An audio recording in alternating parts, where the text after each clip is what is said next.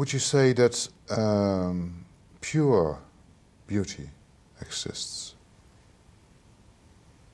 I think I know the answer, but... I think of that, I think of the Platonic emphasis on purity as, I mean, the emphasis on purity seems to me characteristic of what Nietzsche called the ascetic priest and a bad thing. Mm-hmm. It was an impulse I felt very strongly when I was young, and then as I went along, I began writing essays against the very idea of purity. I began to agree with Freud and Nietzsche that the quest for purity was sick. Why? That there's something sadistic, sadomasochistic about it. I can't explain it very well, but Freud and Nietzsche are always saying, beware of the man who wants purity, keep out of his way. These people are dangerous. And they're right.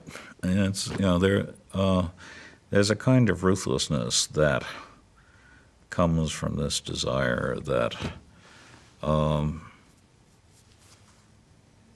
think is perfectly real. And I don't, for instance, think that purity had any role in Nabokov's life. I don't think that was one of his ideals. There's nothing ascetic about it.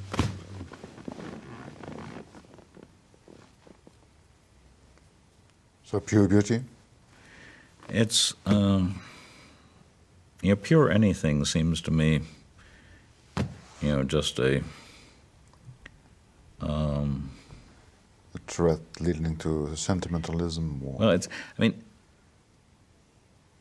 I can't distinguish it from a philosophical view.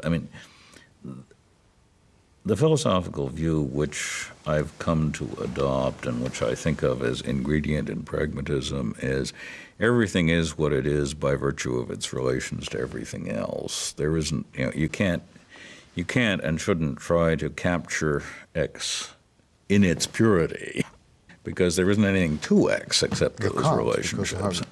And so whenever I think about the subject of purity, I sort of translate it into metaphysical terms and contrast the metaphysical quest for purity and the ineffability of God, the ineffability of the Platonic forms, the non-relationality, the non-expressibility, the unrepresentability, and so forth. I contrast this as the frantic effort of the ascetic priest to cleanse himself with what Freud thought of as, the healthier attitude that, we're all dirty, we always will be dirty, and it doesn't matter. Yeah.